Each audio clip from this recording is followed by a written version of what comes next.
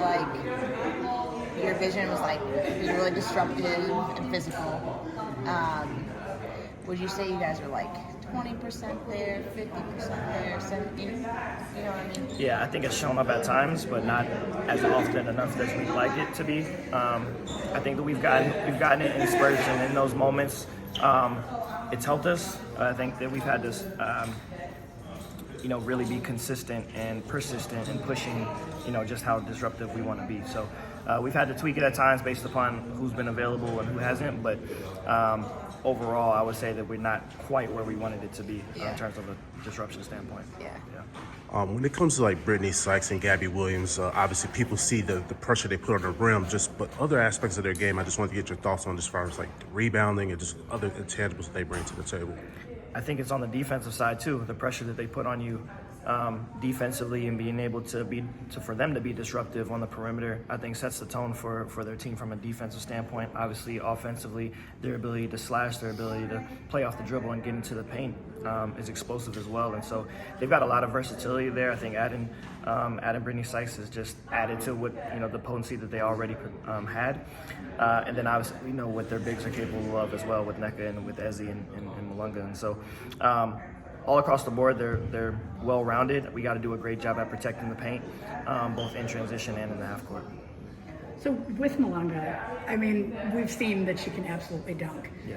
Has there been any discussion of making sure that you are not the team that she? No, zero discussion there.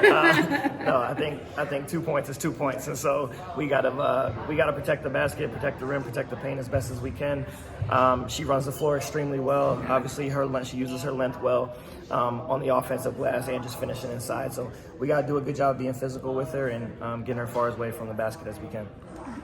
So we saw Angel out there today. Just what were your impressions just on how she looked out there and any conversations about how she felt? Yeah, she looks good. She looked good in practice yesterday. It continued on today. I think she came in today feeling pretty good to shoot around, and so spirits are high. I think that we're hopeful, and we'll have a game time decision tonight. But it's looking pretty good right now. I know that like part of this season is kind of like, or just part of you guys' goal is development. Like you have young players, and I know you said you don't really have like necessarily individual goals for people like to finish the season. But I just kind of wanted to tap more back into the development piece and like where you feel like the young players have gotten to, and like where you feel like they still have to go, even in 10 games left, whatever it is. Yeah, I think there's a lot of room for growth, but I do feel proud with some of the growth that's been taking place over the course of this season in the midst of what the season has been this year. I think that from Camilla to Angel, we still got to remember how young they are as players too, so they're part of the development as well.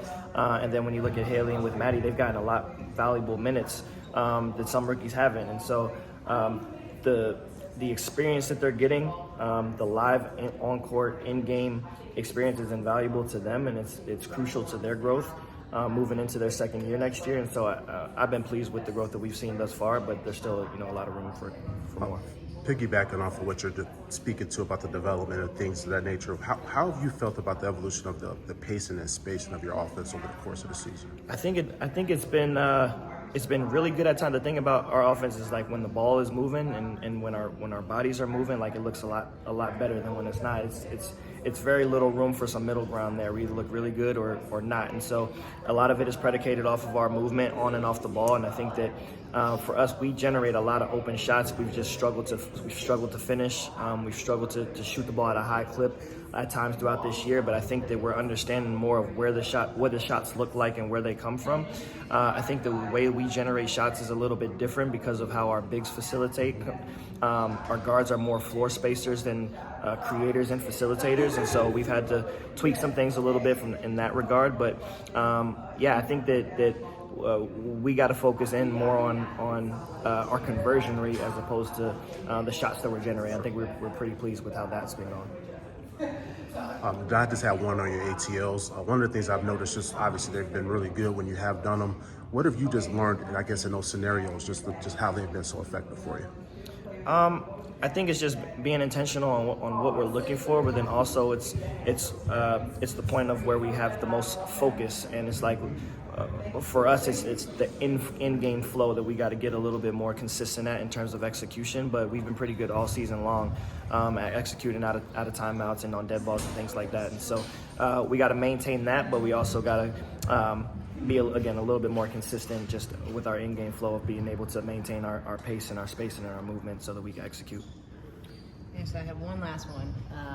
Brian asked you yesterday about like things you've learned about yourself as a leader, and you talked about like consistency and caring for your players. But I think you already knew those things about yourself, so I'm gonna push you a little bit and say like, is there something that was like truly a surprise that you've kind of seen from yourself that you're like, man, I wasn't expecting this? Yeah, I think I'm one that like I like to be hands-on a lot, and so the delegation has been something that's taken me a little bit, a little that's bit. That's real. Yeah, and so I've really entrusted in our staff to do their jobs as best as they can without micromanaging and things of that nature. I think for me, I'm more of the mindset of like, you want to get things done, you got to do it yourself type of mindset. But our staff has been great. I think that our players have bought in, and so. And then I think the other part to it is blocking out outside noise and being able to shield that from any negativity to kind of seep into what we have going on. I think that's a huge part of today's society and today's sports world, and part of leadership as well, both on the staff and within the locker room. And so I think for the most part this season, as hard as it's been, we've been able to do that and to drown it out as much as possible. But I think that it's something that every team probably has to face to some degree. Yeah, appreciate All right, that. thank you, Coach.